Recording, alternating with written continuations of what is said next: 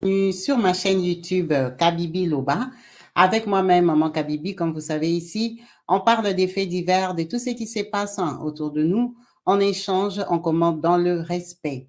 Dans cette vidéo, on va aborder deux sujets qui m'ont choqué. Voilà, j'ai décidé de les partager parce que c'est juste incroyable. On va parler de ce qui se passe en Côte d'Ivoire avec les parties intimes des femmes qui sont coupés, récupérés par les tradis praticiens, les féticheurs ou ces dames professionnelles à l'excision de la femme qui n'hésitent pas à les vendre pour être utilisés en termes de fétiche. En deuxième partie de cette vidéo, on va parler de ces phénomènes horribles qui se passent en Afrique du Sud, de ce contrôle d'identité qui s'est fait juste d'une façon crue, brute et irrespectable à ce qu'on appelle l'être humain et surtout l'étranger dans ce pays-là. Merci à vous tous d'avoir suivi et rejoint la chaîne. N'hésitez pas à vous abonner et surtout à cliquer sur la cloche de notification pour être au courant des vidéos que je partage et surtout quand je suis en direct.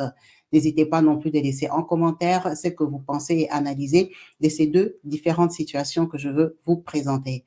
Sans plus tarder, on va écouter déjà les révélations, les informations, ce qui s'est dit sur les réseaux, sur les infos de cette situation horrible qui se passe en Côte d'Ivoire. On écoute. Clitoris en Côte d'Ivoire, où la poudre fabriquée à base de cette partie du corps de la femme se vend jusqu'à 75 000 francs CFA. L'AFP révèle un trafic des clitoris des femmes excisées en Côte d'Ivoire, où il a réalisé des interviews avec les acteurs qui entourent ces phénomènes répandus dans le pays. Parmi eux, les anciens féticheurs et exciseuses. Ces femmes qui excisent les jeunes filles vendent d'abord cette chair humaine aux féticheurs à environ 100 000 francs CFA si la fille est vierge, 65 000 francs CFA si elle a déjà eu d'enfants.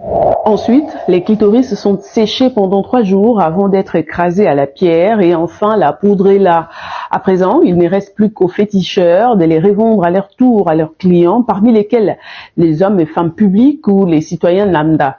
Cette poudre s'applique sur le visage pour sécuriser les postes en entreprise ou avoir du pouvoir, gagner des élections ou conserver un partenaire, affirme le directeur de l'Organisation nationale pour l'enfant, la femme et la famille. Selon lui, dans plusieurs régions de la Côte d'Ivoire, cet organe est utilisé pour faire des filtres d'amour, avoir de l'argent ou accéder à de hautes fonctions publiques. Rappelons que l'excision est un délit en Côte d'Ivoire, interdite depuis 1998. Prenez soin. Trafic des clitoris en Côte d'Ivoire, où la poudre. Vous avez tous bien entendu que déjà, c'est un délit en Côte d'Ivoire. Donc, ce n'est pas reconnu. L'État est contre l'excision des femmes, mais ça se fait quand même dans les abus, par la culture, par la dominance de l'autorité parentale. Les filles sont encore victimes de ça. Et on le sait tous. Mais ce qui est désolant est que, en plus, ce n'est plus fait par culture ou par respect des traditions, c'est fait pour de l'argent. C'est fait pour être vendu. C'est fait pour être réutilisé en retour, mais d'une façon malsaine. C'est horrible d'entendre ça, de savoir que ta partie intime va servir de fétiche à une autre personne. Hein? Bon, déjà, pourquoi on te la retire? Ça, ils ont leur propre raison. Mais ils ne s'arrêtent pas là. Ils décident non seulement de le vendre, mais en plus de les utiliser d'une façon malsaine, d'une façon méchante. Donc, toi, ton corps devient un objet de fétiche. Ton corps doit rendre les gens riches. Ton corps doit donner des postes, des pouvoirs aux gens. Est-ce que vous vous rendez compte? C'est quand même des parties intimes des gens. Comme on le sait tous dans la tradition, c'est souvent fait par des tantes, des grandes sœurs de confiance, la famille, des personnes responsables. Mais cette personne qui t'existe là ne s'arrête pas là, va vendre à un féticheur. Mais moi, je ne comprends pas pourquoi quand on le fait, on ne te donne pas ça à toi-même. Parce que c'est quand même ton corps. Pourquoi on ne te le rend pas en trophée? Que maintenant tu es une femme, tu vas être fidèle, ou tu ne sais pas, tu nous ressembles maintenant, je ne sais pas. Bref, je ne sais même pas pourquoi on le fait. Bref, pourquoi on ne te le donne pas? Parce que c'est ton corps. Donc, la personne qui passe à l'acte, non seulement elle te fait mal, souvent contre ta volonté, elle se permet de prendre ça, aller vendre à un féticheur. Elle va vendre à un féticheur qui lui prend, va sécher et va faire des poudres pour vendre, comme vous avez entendu, aux personnes qui veulent de l'argent, qui veulent des postes, qui veulent évoluer dans la politique et tout ça. En fait, ton corps, tu es vivante, mais ton corps devient un fétiche. Ton corps devient un fétiche pour les gens. On aura tout vu en Afrique. Ton corps, donc toi, comme tu es là, tu te balades là en ville, tu es déjà fétiche. Les gens prennent ton corps, ils mettent ça sur le visage pour attirer la chance, pour évoluer, pour réussir, pendant que peut-être même toi-même la concernée, tu es pauvre. On t'a fait toutes ces souffrances-là, on te les a affligées pour finalement te marier à un pauvre. C'est incroyable. C'est vraiment incroyable de vivre des choses comme ça en plein 2024. Alors, moi, j'ai entendu que c'est un délit. Alors, il y a des prix fixes. On sait même que la partie intime d'une femme qui n'a jamais connu d'homme coûte 100 000. Donc, toi, tu vaux plus. Tu as de la valeur. 100 000, on prend. On prend ça gratuitement. On ne te donne même pas 1 euro dedans. Donc, ta tante là qui vient te couper ça, elle prend, elle va vendre, elle gagne 100 000. Elle ne te donne rien. Ni à toi, ni à tes parents. Elle va vendre ça. Lui aussi, il prend, il sèche. Alors, quand il sèche, je ne sais pas, ça devient quelle quantité. Il travaille, il mélange avec ses trucs. Maintenant, il divise ça en petits morceaux. Et lui-même, il sait que ça, c'est spécial. Ça, c'était pour filles vierges. Ça, c'était pour filles qui ont accouché. Comme pour filles vierges, il l'achète à 100 000. Pour celles qui ont eu des enfants, il l'achète à 65 000. Est-ce que vous imaginez qu'ils sont des parties de corps des gens dont on parle là? Hein? Donc, pour filles vierges, c'est 100 000 que lui, il achète. Donc, quand lui va travailler la poudre là pour filles vierges, il va vendre ça à 75 000. Mais c'est quelle quantité? C'est des petites quantités parce qu'il a mélangé avec ses trucs. Donc, lui, pour toi, il peut vendre 75 000 peut-être 4 fois. Parce que c'est mélangé avec autre chose. Donc, toi, tu deviens la chance d'un patron, peut-être même qui refuse de t'employer, qui refuse d'employer même ton mari. Alors que la poudre qu'on lui a donnée chez les féticheurs, c'est ton corps à toi. Tu es fétiche. Tu es là, tu es vivante, tu es fétiche. Quelque part, c'est toi le fétiche, la chance de quelqu'un. Alors ça, spirituellement, on va dire quoi? On t'a vendu spirituellement, tu n'as plus de vie. Hein? Parce que tu es déjà fétiche, tu es une personne vivante qui met au monde et tout ça, mais quelque part, chez ce féticheur-là, une partie de ton corps est déjà fétiche qui donne la chance aux gens. Bon, ça donne la chance dans quel sens? Parce que toi, tu es vivante. Ça veut dire que c'est ta chance à toi qu'on a vendue. Oh là. Après, à savoir que la plupart des femmes à qui on fait ça, elles sont vierges. Parce qu'on leur fait ça souvent même quand elles sont jeunes. Donc, dans ta jeunesse, on te prend, on te vend. C'est pour ça que cet acte-là doit être vraiment interdit et l'État doit vraiment être derrière ça parce que c'est incroyable. On a entendu tellement de témoignages ici en France, des filles qui étaient victimes de ça, comment elles pleurent, comment elles expliquent, comment c'était atroce, comment elles ne voulaient pas. Il y en a tellement qui ont quitté leur famille, qui ont abandonné leur famille parce qu'elles leur en veulent de leur avoir fait subir ça. Il y a des associations ici à l'étranger qui luttent contre toutes ces violences-là faites à la femme. Mais non, il y a des prix officiels. Il y a des prix officiels pour lesquels tu peux t'en procurer pour avoir de la chance. Non seulement on te fait mal, on te détruit ta vie intime, mais en plus de ça, on t'utilise comme fétiche. Est-ce que vous vous rendez compte de la cruauté de ces tantes-là ou ces personnes qui pratiquent ça? En tout cas, être enfant en Afrique, c'est être esclave des parents. C'est être un objet. On fait de toi ce qu'on veut. On fait de toi ce qu'on veut, tu n'as rien à dire. En oubliant que tu vas grandir, tu seras une personne à part entière et sur qui eux, ils veulent compter encore. Que quand tu grandisses, tu dois les aider. On t'avait mis au monde, tu dois être reconnaissant à tes parents, tu dois leur payer le loyer, prendre soin de tes parents qui ont pris ton corps, qui ont vendu, tu es devenu fétiche pendant que toi, tu es vivante. Tu prends ta fille, tu la fais devenir fétiche, tu l'envoies au mariage et tu veux qu'elle aille dans ces mariages-là, qu'elle réussisse, elle vienne t'aider. Parce que nous, la logique, c'est qu'on t'a élevé pour que tu viennes aider en retour. Tu es allé en mission. Tu dois les aider. Mais comment tu vas les aider? Ton esprit est déjà fétiche chez les riches en Côte d'Ivoire. Et puis, qui a dit qu'il n'y a que les Ivoiriens qui achètent ça? Les autres personnes viennent même des pays voisins aussi s'en procurer parce que c'est des gros fétiches. Ce n'est juste pas possible. C'est quelle croyance ça? C'est très méchant d'agir comme ça.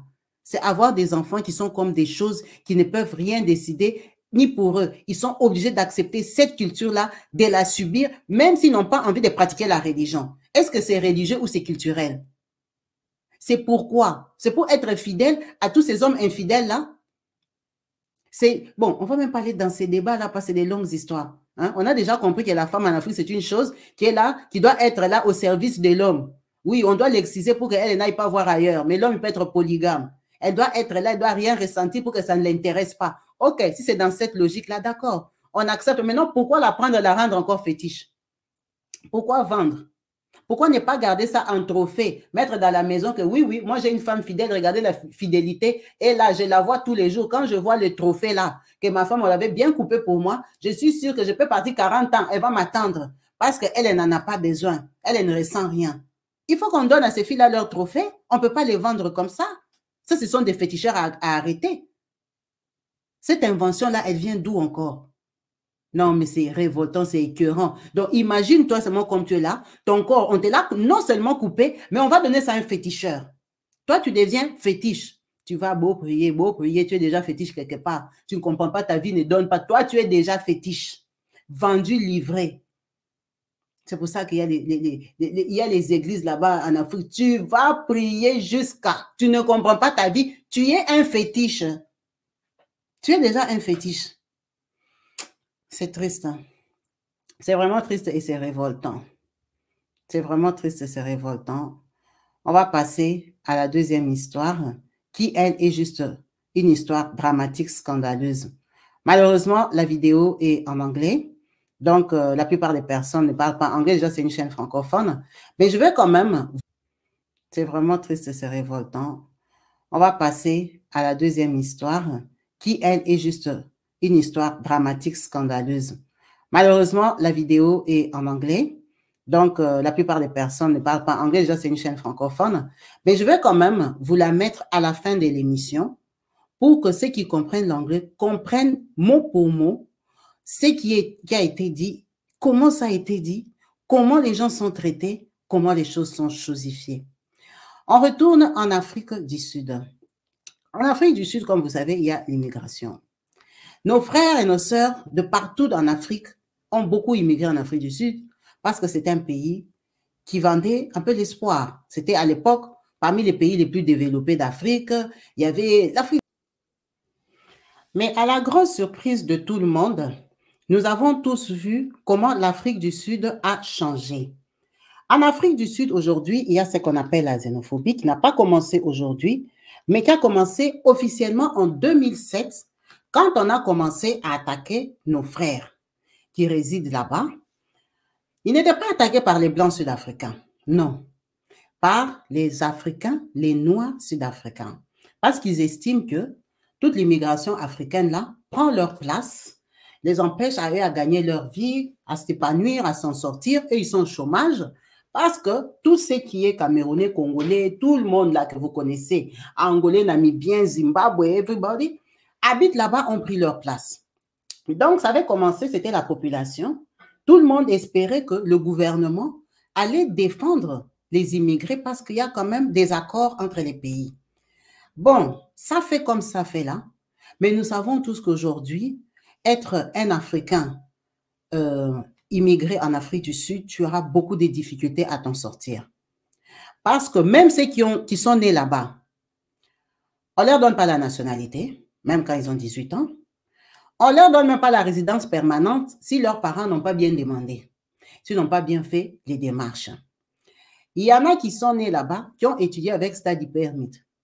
Quand tu termines, on te dit qu'il faut rentrer dans ton pays pour aller chercher les visa permit, le visa de travail. Ils ont tellement des conditions incroyables qu'ils s'arrangent pour que tu restes sans papier. Dernièrement, sur cette chaîne, j'ai publié une vidéo dans laquelle les immigrés étaient partis pour renouveler leur statut de réfugiés, prendre leurs nouveaux papiers, faire des demandes et compagnie. Ils sont arrivés déjà à partir de 3h, 4h du matin, ils font la queue. La porte, la grille fermée. Quand on l'a ouverte à 7h du matin officiellement pour qu'ils entrent dans l'enclos, dans l'enceinte du bâtiment pour faire la queue, qu'on les reçoive avec des numéros et tout, ces gens-là ont couru. Ils ont couru, ils sont tombés, ils se sont marchés dessus les uns sur les autres. Il y en avait 3 qui avaient perdu la vie, d'où un Congolais. Les 2 autres, peut-être ont été identifiés plus tard, mais sur nous, nos chaînes africaines congolaises, on n'en a plus parlé. Ça veut dire que les gens sont décédés parce qu'ils sont allés pour renouveler leurs papiers. Donc, ces papiers-là, quand on te les donne, prenons pour 1 an, ils terminent, tu auras un rendez-vous pour les renouveler dans 9 mois. Ça veut dire que de 1 an à 9 mois, tu es sans papier officiellement parce que ton rendez-vous tombe 9 mois après que ton papier soit déjà terminé. Alors, eux, comment ils procèdent? À ce jour, ils se rendent carrément dans les galeries. Comme on appelle chez nous ici, galeries, là où il y a les grandes surfaces, les magasins.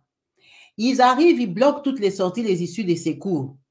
Ils les ferment, ils descendent là-bas. Ils peuvent être même 40 voitures de police avec les gros camions là qui tournent. Avec les gros camions là où on met les voleurs et tout ça, qu'on arrête les gens. Ils vont faire contrôle d'identité dans toute la galerie. Si tu as la malchance que toi, tu as ton papier de rendez-vous là que tu es dans 9 mois, on va te ramasser parce que tu es officiellement sans papier. Si tu étais arrivé hier en Afrique du Sud et que ta soeur t'a dit « je te fais visiter le pays », ça veut dire que tu es sans papier. On te ramasse, on t'arrête.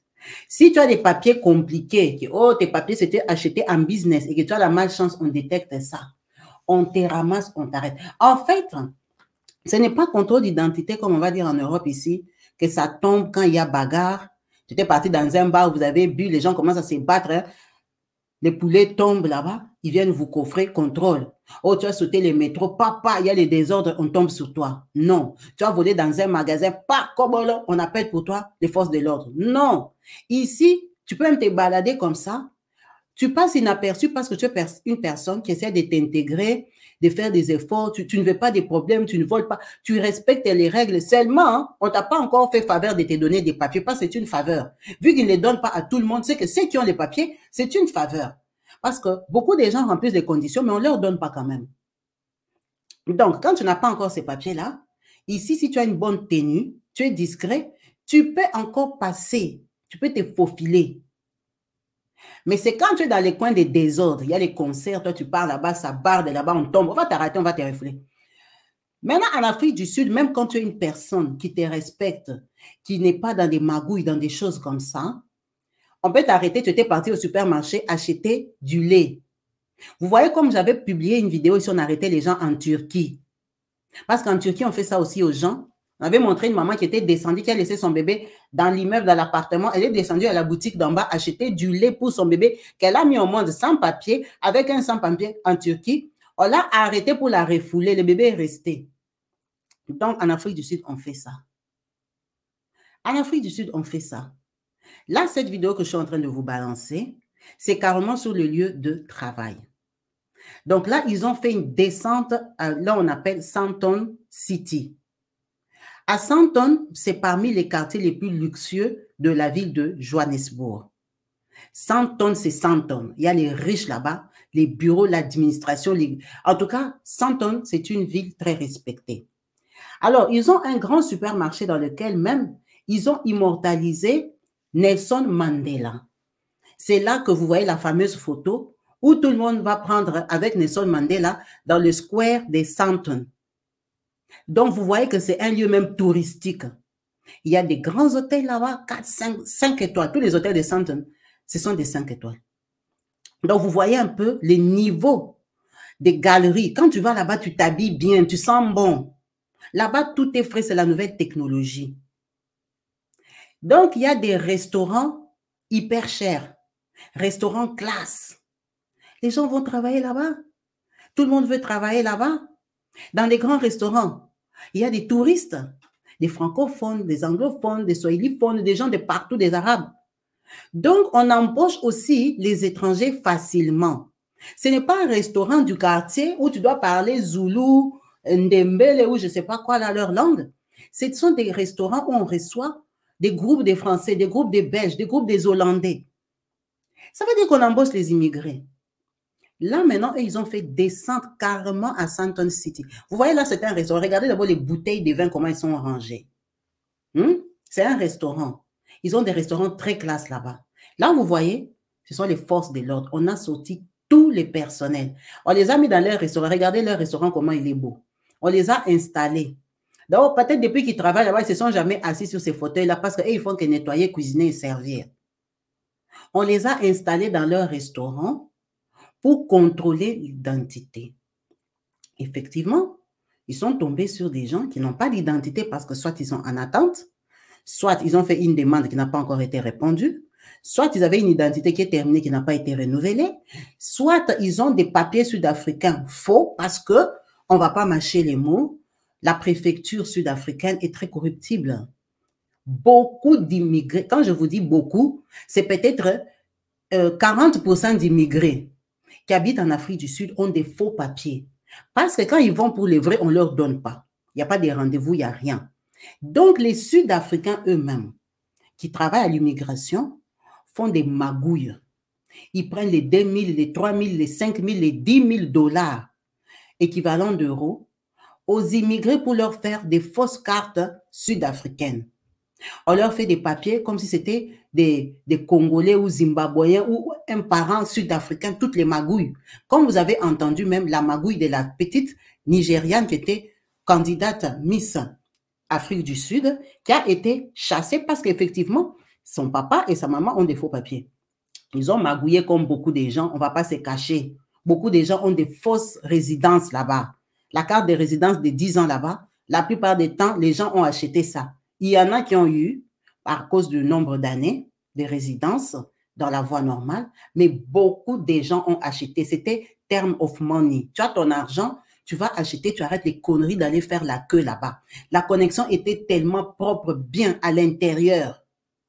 Mais comme vous savez qu'eux aussi, ils sont loin avec la technologie, aujourd'hui, ils ont commencé à tracer, à détecter. C'est comme ça que la petite Sudaf, là, vous avez compris la connexion de sa maman? Sa maman, je ne sais plus, elle était namibienne ou quoi, elle était d'un autre pays. Elle est venue, elle a acheté l'identité d'une fille qui a un parent sud-africain. Donc, sa maman, c'était une étrangère qui avait soi-disant un parent sud-africain et un autre étranger. Donc, ça fait de toi une sud-africaine. Et elle, en tant que cette sud-africaine-là, elle a eu un enfant avec un monsieur du Nigeria. Donc, on a donné sa fausse identité à sa fille qu'elle a mis au monde avec un monsieur du Nigeria. Et le monsieur du Nigeria là, avait donné tout son nom nigérien à son enfant. C'est comme ça que quand la petite là est allée pour faire Miss Afrique du Sud, on a compris que ce nom-là, ce n'est pas de chez nous. Oh, son papa est du Nigeria. Et sa maman, elle est d'où? Oh, de l'Afrique du Sud. Afrique du Sud, d'où? Oh, elle a un parent, je crois c'était namibien, un truc comme ça, et un parent sud-africain. Quand on contrôle le parent sud-africain, c'est une fausse maman sud-africaine. Ça veut dire que ces business-là, ça existe depuis 30 ans. Il y a des gens qui ont des 30 ans, qui ont même eu la nationalité avec à la base des faux papiers. C'est l'Afrique, non? Vous, on vous corrompt, c'est eux qu'on ne va pas corrompre. Là-bas, il y a la corruption au niveau. Donc, il y a des gens qui ont acheté des maisons en Afrique du Sud avec des fausses résidences. Ils sont venus du Congo, ils avaient l'argent, ils ont acheté des résidences de 20 000 dollars, toute la famille. Ils achètent même la maison avec des faux papiers. Les gens ont toujours habité là-bas comme ça. Mais aujourd'hui, ils ont décidé de détecter tout ça et d'arrêter ces gens-là, de les considérer sans papier. Alors, ils font des descentes et vous imaginez bien que si nous, francophones, on peut arriver à avoir des papiers sud-africains et se défendre avec, à combien plus forte raison les gens du Zimbabwe, du Mozambique, les gens de Namibie, les gens qui sont aux alentours, avec qui ils ont les mêmes dialectes. Donc, il y a beaucoup de Zimbabwéens qui se promènent avec des cartes sud-africaines. Ils ne sont pas des Sud-Africains. Comme ils ont les mêmes patois, c'est comme si tu quittais Kinshasa, tu peux faire une carte Congo-Brazza. Mais c'est facile, on a les mêmes patois. Tu peux dire que tu es Mouteke, là-bas il y a des Bateke. Tu peux dire que tu es Moukongo, chez eux il y a des Bakongo. Tu peux te faire passer pour un Congolais de Brazza pendant que tu es de Kinshasa. Ton patois peut te sauver. Même s'il y aura des petites différences, mais comme toi tu sais que tu es dans le faux, tu vas prendre la culture de là. C'est ça que les gens, les pays limitrophes ont fait, les Zimbabwéens et tout ça qui habitent là-bas, ne sont pas des Sud-Africains, mais les gens qui habitent là, les autres pensent qu'eux, ils sont Sud-Africains. Non. Maintenant, les vrais, les autochtones, sont en train de nettoyer, de lessiver, de séparer les vrais des faux. C'est pour ça que quand ils font les descentes, ils n'arrêtent pas que Camerounais, Congolais, Sénégalais, non, non, non. Ils arrêtent même les Zimbabwéens. Même les Zimbabwéens, là. Cette vidéo, comme je vous ai dit, je vais vous la mettre à la fin. Ça, c'est le chef de la police qui est descendu avec les gens des GIGN, des l'hygiène, pour voir déjà aussi les restaurants. Mais ce qui est scandaleux est que les 2 restaurants qu'ils ont fermés, c'est les restaurants des étrangers, des Chinois et des Thaïlandais. Donc, même les étrangers qui ont fait des gros business comme un bon restaurant dans leur pays, ils estiment que c'est leur place. Toi, tu es un Congolais, tu viens je ne sais pas d'où, tu arrives à trouver une bonne place à 100 tonnes, tu commences à exploiter, tu vends tes spécialités, pendant que ces mêmes spécialités-là, un Sud-Africain aurait pu investir dans le même business. Donc, tu prends la place du Sud-Africain. Parce que pour faire un restaurant indien, tu n'es pas obligé d'être indien. C'est la culture, c'est la cuisine. Tu peux être un patron sud-africain qui finance un restaurant indien ou chinois ou thaïlandais. Tu les embauches. On n'a pas dit que c'est Thaïlandais qui doivent venir ouvrir un restaurant thaïlandais dans notre pays. Hein. C'est dans cette logique-là qu'ils sont. Deuxièmement, les gens qui sont en norme, sud-africains, hein, les Sud-Africains qui ont leur business, restaurant et tout, à ces jours, on vient voir les nombres d'employés. Si dans ta boîte, tu as 100 employés et que 70 c'est étrangers, franchement, il y a un problème avec toi. Ça bug là. Pourquoi il y a 70 étrangers en règle chez toi? Ce n'est pas normal, il faut en virer parce que les Sud-Africains n'ont pas le boulot. Donc, c'est ça qu'ils sont en train de faire. Donc, maintenant, ça sera au patron de ne pas regarder tes compétences, ton dévolu, ton savoir. Non. Le patron doit regarder maintenant que non, toi, en fait, tu travailles bien, mais seulement tu es une Congolaise. Alors, comme moi, je dois baisser l'effectif des étrangers, je suis obligée de te chasser. Donc, il y a des gens qui vont perdre leur emploi parce que ce sont des étrangers. Juste pour ça. Mais ce sont des étrangers qui ont des papiers, des vrais, parce qu'on contrôle les papiers. Ton papier est vrai. Mais maintenant, toi, tu es étranger, vous êtes plusieurs. Il faut qu'on vous chasse quand même. C'est ce qu'ils sont en train de faire. En plus, troisième, pour les restaurants, il y a un SMIC en Afrique du Sud qui n'est pas respecté parce que nous savons tous, ceux qui avons voyagé, qu'en Afrique du Sud, on vit des pourboires dans la restauration. La plupart du temps, ils sont rémunérés avec des pourboires. C'est un peu une obligation.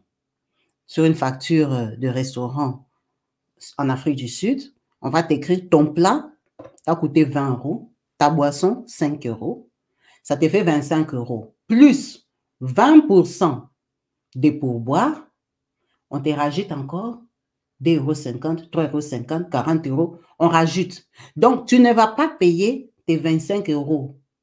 Tu peux te retrouver que tu vas payer 27 € parce que tu dois donner les pourboires. Si le pourboire, c'est 10%, on va rajouter 2,50 €. Si c'est 20%, on va te rajouter un autre 5 €. Ça dépend maintenant des restaurants. C'est pour ça que les cartes sud-africaines, quand tu entres, la première page, on écrit tips. Donc, c'est pourboire 20%. Avant que tu lises leur menu, ils vont déjà écrire que, comme tu vas manger ici, là, à la fin, il ne faut pas discuter. Tu as bien vu qu'on a déjà écrit en haut que pourboire, hein, 20%. Il y en a 15%, il y en a 10%, ça dépend du patron. Maintenant, la personne qui te sert, c'est ça son salaire. La personne qui viendra te servir le menu là, il doit s'arranger pour que toi, tu manges beaucoup. Il doit s'arranger pour que toi, tu boives la boisson chère. Il doit te pousser, au lieu d'acheter la bière de 10 €, il doit te faire acheter la bière de 15 €. Parce que s'il te convainc à boire 5 bières de 15 €, lui, son pourboire augmente. Si ta facture est 100 €, et lui, là, 20 € dessus. Donc, tu vas payer 120 €. Tu vas payer avec 20% de plus pour lui. C'est ça son salaire. C'est pour ça qu'il y a des très bons serveurs. Non seulement le patron est content, tu lui fais vendre la marchandise chère, ça te pousse à t'améliorer, à travailler. Ce sont des serveurs qui ont toujours le sourire, qui sont toujours présents, qui sont gentils parce que ça dépend de son travail. C'est ça qui va définir son salaire à la fin du mois. C'est pour ça que le service en Afrique du Sud est irréprochable par rapport à l'Europe. À l'Europe, les gens travaillent, ils savent qu'on va leur payer leur argent. Ils n'auront rien de toi, ils s'en foutent du client. C'est pour ça qu'il y a des serveurs, ils peuvent te bouder. Mais en Afrique du Sud, jamais on va te bouder parce que c'est toi qui vas le payer, en fait. Donc, il y a ce pourboire-là. Mais en dehors de ce pourboire, il doit avoir un salaire de base. Quelqu'un ne peut pas venir seulement travailler des pourboires. Si les gens ne veulent pas manger, maintenant, lui va faire comment? Donc, on va dire, chaque mois, ici, on va te payer 500 €. Maintenant, si tu vends bien, tu es capable de gagner 2000 €. Si tu arrives à faire manger les clients ici, les tips, tu es capable de gagner 2000 € parce que tu as tes 20%, tu as tes factures de la journée. À la fin de la journée, on enregistre tout l'argent que tu as travaillé. Il y a des gens qui les payent samedi, il y a des gens qui les payent à la fin du mois. Ça dépend de l'arrangement. Donc, ton salaire va dépendre de toi. Mais maintenant, le basique là, le SMIC pour les restaurants, beaucoup de patrons ne donnent plus. Peut-être si l'État a déjà dit, même si la personne est serveur, il faut quand même lui donner 500 € de base et puis les restes, vous ajoutez les pourboires. Maintenant, il y a des patrons, comme il sait que son restaurant, tout est cher, les serveurs font beaucoup d'argent, les 500 là, il a déjà réduit à 200. Il te dit ici, la base, c'est 200. Hein. Tu n'as qu'à bien travailler comme ça, tu auras tes pourboires. Il y en a qui ont respecté, il y en a, en tout cas, la plupart ont fraudé. Maintenant, tous ces patrons qui ont triché, qui ont fait travailler les serveurs, on a pris les fiches de paye des serveurs. Ouvre l'ordinateur, tu les payes combien? Comptable, assieds-toi là. Quand on ouvre comme ça, on voit que la base du salaire, c'est 200 € au lieu de 500. On a fermé les restaurants.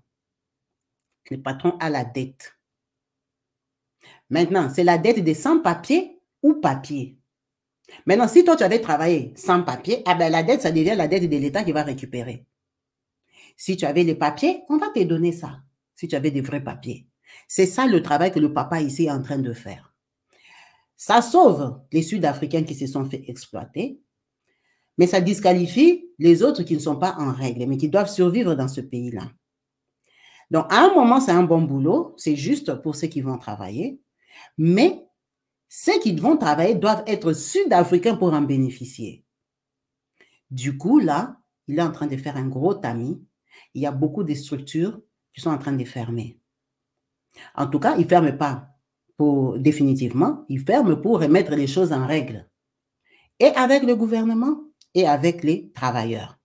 Alors, dans cette vidéo, à la fin de cette vidéo, pour ceux qui vont écouter la vidéo en anglais, on a arrêté deux, comment on les appelle même ces gens ici qui font l'embauche? Le mot m'échappe. On a arrêté les responsables des ressources humaines, RH, c'est ça qui m'échappait. Donc, on les a arrêtés parce qu'on dit qu'eux, ils ont embauché des gens sans avoir vérifié leurs identités. C'est à eux de savoir que ça, c'est une copie. Normalement, ils doivent interroger, comme ici en France, on interroge toujours la préfecture par un mail, on envoie ton identité. C'est pour ça que quand tu vas chercher le boulot, on scanne ton identité, on prend, on envoie et on te dit tu viendras dans 2 jours parce que la préfecture doit répondre que oui, on reconnaît cette carte de Maman Kabibi, c'est nous telle préfecture qui avait donné, c'est une carte valide. C'est pour ça qu'en France, c'est difficile de travailler sans papier ou travailler avec des faux papiers. En tout cas, ton faux papier là, il ne va pas passer, on ne pourra pas te payer. Parce que quand l'employé va prendre ça, il va faxer comme ça, il envoie à la préfecture, c'est automatique, pam. En tout cas, 2 heures après, il a déjà la réponse que nous, cette carte, on ne la connaît pas, elle a été fabriquée à Château-Rouge, ou ça, c'est une carte que nous lui avons donnée. Donc, c'est ça. Là-bas, les gens ne contrôlent pas, c'est les ressources humaines qui est supposé savoir t'interviewer, te poser les bonnes questions. Mais quand vous savez que le personnel n'est souvent pas fiable, il y a des gens qui ne viennent pas au boulot, qui s'absentent. En général, d'après les critiques des étrangers qui vivent en Afrique du Sud, ils définissent les Sud-Africains, surtout les hommes, comme des paresseux, comme des gens qui n'aiment pas travailler, qui abandonnent facilement. C'est des gens qui aiment la vie facile. Vous savez que les immigrés, souvent, ils viennent des pays où il y a eu beaucoup de difficultés. Il y a de l'endurance, même d'esprit. Ils endurent beaucoup, ils supportent beaucoup, ils sont déterminés. Donc, les boulots qu'un immigré peut faire sans se plaindre, le Sud-Africain, il râle, il se plaint, il s'absente, il ne vient pas. C'est comme quand nous sommes ici en France, on trouve que nous, on a beaucoup de force, nous sommes déterminés, on se bat. Tu verras une dame qui a 60 ans le matin, elle part bosser, elle court. Elle fait un boulot de ménage physique. Mais que tu verras, peut-être les autochtones, à cet âge-là, ils ne veulent plus faire des boulots comme ça. Donc, on a une certaine endurance, détermination parce qu'on vient de loin. On vient des pays où on a galéré. On fait toujours 2 fois plus le boulot. Donc, c'est pareil en Afrique du Sud. Effectivement, les patrons qui ont envie de faire tourner leur boîte préfèrent prendre un Congolais désespéré en Afrique du Sud qui va se donner à 400% au lieu de prendre un Sud-Africain qui sait que chez papa, c'est là-bas derrière la rue, chez maman, c'est là-bas dans le rond-point, même si je ne travaille pas, je m'en fous. D'ailleurs, je vais dormir chez nous. Non, c'est différent. Le Congolais, là, il viendra au boulot tous les jours. Au lieu de venir à 7 heures, il viendra à 6 heures juste. Il est déjà là, il attend 1 heure devant parce que tellement il veut travailler. Donc, on les embauche. C'est pour ça qu'il y a des sociétés, effectivement, il y a beaucoup plus d'étrangers, des Zimbabwéens, des Mozambicains, des Zambiens, des Namibiens, des Congolais, des Camerounais, de tout le monde là. Parce qu'ils viendront bosser. C'est ça aussi qui dérange. En tout cas, c'est malheureux d'en arriver là parce que on peut dire que ça, c'est une forme des xénophobies officielles organisées par le gouvernement. Parce que ça, c'est une injustice, c'est ridiculiser les gens, ça fait mal, ça fait pitié, parce que c'est des gens qui sont dans le besoin. Vous voyez là, ils sont menottés comme des voleurs. Menottés parce qu'ils sont partis au travail. Ils sont partis au travail, ils n'ont pas les bons papiers. On les a attachés, on les a menottés. Donc, ta journée est finie. Comme tu es là, tu es devenu prisonnier. Tu es venu travailler dans notre pays avec des faux papiers. Comment ça se passe en prison? Qui va te faire sortir de là? Déjà, tu étais serveur, tu étais cuisinier, tu lavais les chiottes et tout ça. Qui va te sortir de là? Tu as l'argent pour l'avocat? Non, ils vont te charger. Je ne sais pas si en Afrique du Sud, il y a des centres fermés. Je ne sais pas comment ils font pour refouler les gens. Ils te ramènent dans ton pays, Congo, ou bien ils te laissent à la frontière du Zimbabwe qui va te démerder. Ou on va seulement te jeter, te rendre encore plus misérable. Ils sont là, ils sont en train de sortir. Regardez ceux qui ont la tête en bas là. Ce sont les gens qui sont déjà découragés, connaissent leur situation. Il y en a qui n'ont pas de soucis, même comme on les a appelés là. Mais il y en a qui sont tristes parce qu'ils se disent, hé Dieu, oh Seigneur, est-ce que je vais passer dans les mailles du filet? C'est dommage, ça fait pitié. Ça fait très mal au cœur parce que beaucoup de gens sont incapables de rester chez eux parce que quand on regarde chez nous là d'où on vient, pourquoi tu ne vas pas te dire que je peux aussi aller tenter là-bas? Il n'y a pas de route, il n'y a pas de structure, il n'y a pas d'eau, il n'y a pas d'école, il n'y a pas d'enseignants payés, il n'y a pas d'hôpitaux, il n'y a rien. Il n'y a que des gens qui volent l'argent, il n'y a que les gouvernements hyper riches. Certains sont millionnaires, les autres sont très pauvres. Il n'y a pas d'espoir. La semaine passée, j'ai fait la vidéo avec le garçon qui était parti au Maroc. L'autre là, il est parti. La fille là qui est partie, elle est morte. Sa maman pleurait là. Le garçon qui est revenu, il a dit quoi? C'était un Camerounais. Il a dit, il préfère aller retenter la mer que de rester au Cameroun. Un jeune garçon de 34 ans, sans espoir. Quelqu'un qui dit, il préfère aller retenter l'eau que de rester au Cameroun. Vous voyez un peu le niveau de désespoir? Et la moitié des pays africains, les jeunes ont ce désespoir-là. Ce n'est pas qu'au Cameroun. Beaucoup de pays africains, les jeunes sont désespérés. C'est pour ça qu'ils viennent même en Afrique du Sud, ici, ils voient un peu la lumière. Mais effectivement, l'Afrique du Sud, c'est devenu un pays invivable. Invivable. Je me demande même pourquoi les gens continuent à aller là-bas. Là, à ces jours, si vous allez à l'ambassade de l'Afrique du Sud, vous allez trouver plein de passeports des gens qui veulent aller là-bas. Vous allez voir des gens qui vendent leurs histoires au Congo pour aller s'installer. En Afrique du Sud, ici, qu'on critique tous les jours. Les gens ne se découragent pas. Les gens ne s'en sortent pas. Les gens dorment dehors. L'autre fois, on a montré encore, on a cassé le marché Gambela. Le marché où les immigrés vendent leur nourriture qu'ils achètent entre eux. Comme on peut dire aujourd'hui, on peut définir Château Rouge ou Matongé à Bruxelles. C'est l'Europe, c'est leur pays, mais c'est un petit coin qui vous ont laissé aussi que démerdez-vous là-bas, mangez vos histoires, faites comme vous voulez. C'est là-bas, c'est un peu chez vous, retrouvez-vous là-bas, laissez-nous tranquilles. Donc, le marché là de Gambela, de l'Afrique du Sud, il avait été cassé. Cassé, on a jeté les histoires, les marchandises, on avait filmé des pauvres mamans, des mamans déjà qui galèrent, qui vendent, qui ont des petites tables de 50 cm de largeur. On a jeté leurs marchandises et tout ça. C'est une façon crue et brutale de vous dire que non seulement nous, la population, on ne veut plus de vous, mais notre gouvernement aussi ne veut plus de vous. Ne venez plus. Dissuadons nos frères à aller là-bas. On n'a pas le choix. Il ne faut plus aller là-bas parce que Très peu s'en sortent. Même les anciens qui étaient partis depuis longtemps, là, qui ont aujourd'hui les fausses résidences qu'ils avaient achetées à 10 000 $, ils sont en train de trembler. Ils ont acheté des maisons avec des faux papiers. Ils peuvent se retrouver, retirer de ces papiers-là et imposer même de vendre la maison au prix que l'État va t'imposer. Les gens sont en insécurité là-bas mentale. Tu roules en grosse voiture, mais dans ton cœur, tu trembles, tu dis, ça ne va pas tomber sur moi, oh Dieu. Restons chez nous. Où trouver notre pays? Si je vous dis restons chez nous, toi tu es en Europe, maintenant tu dis que non, reste chez nous. Maman, ne restez pas alors chez nous au Congo. Cherchez un autre pays. N'allez pas au Maghreb, là-bas on coupe aux gens les têtes. Je vous ai déjà dit. On a montré les vidéos ici. On les a attrapés, si c'est en Tunisie, si c'est en Libye, tout ça. N'allez pas là-bas. Cherchez notre pays. Comme nous, on n'a pas de pays. Ces vidéos ici, nos présidents, nos autorités, quand ils voient ça, ils sont insensibles, ça leur fait ni chaud ni froid. Et leurs enfants étudient à Harvard. Hein? Et même quand ils sont malades, ils vont se faire soigner, je ne sais pas où, en Espagne. Ils n'ont pas de problème. Ces vidéos, si ça ne les dérange pas. Tous les enfants qu'on attrape là, ils vont rentrer faire quoi? Au pays. Il n'y a pas d'espoir. C'est désolant. Ça fait mal et ça fait pitié. C'était le partage d'aujourd'hui qui m'a vraiment brisé le cœur. Que je me suis dit, pourquoi ne pas partager avec la team? En attendant vos différentes pensées et commentaires au bas de la vidéo pour nos échanges quotidiens que nous faisons. À la prochaine. Restez branchés, connectés sur ma chaîne YouTube Kabibi Loba. Peace and love chez vous. Bye. Partout dans le monde, sans exception, abonnez-vous sur la chaîne YouTube Kabibi Show TV. L'information en temps réel, temps réel. Allez. Oh, partout dans le monde, Bibalete, Kakamoko, c'est Kabibi Show TV. Allez, s'abonner, s'abonner, abonnez-vous massivement.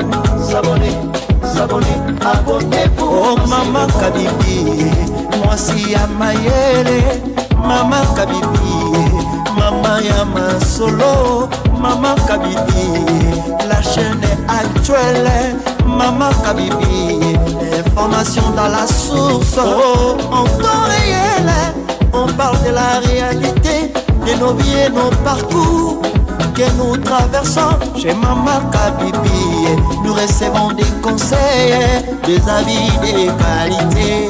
Dans la team Kabibi Show, la team de qualité, c'est la team d'exception. Oh Maman Kabibi, Maman africaine, Maman Kabibi, Bendele Amboka, chez Maman Kabibi, moi si Kitoko, Maman Kabibi, la sagesse, la différence, elle nous parle des histoires réelles, l'histoire vécue, remplie des émotions, avec éloquence, classe, la maman de la francophonie, Maman Kabibi, Kabibi Show TV, Maman Kabibi, Maman ya Bana, Maman Kabibi, Maman ya Boboto, Maman Kabibi, Kabibi Show, Kabibi wetwe, la team Kabibi Show TV, Benele Amboka, Topesi Olongonia, Kabibi Show. S'abonnez, abonnez-vous massivement. S'abonnez, s'abonnez, abonnez-vous massivement. S'abonnez, s'abonnez, abonnez-vous massivement. Topanza sango ya Kabibi Show TV. Toyoki na matoi tomoni na miso tondimi. Tobekeli yoma oko. La team Kabibi Show, Kabibi Show, Kabibi Show. S'abonnez, abonnez-vous massivement. S'abonnez, s'abonnez, abonnez-vous massivement. S'abonnez, s'abonnez, abonnez-vous.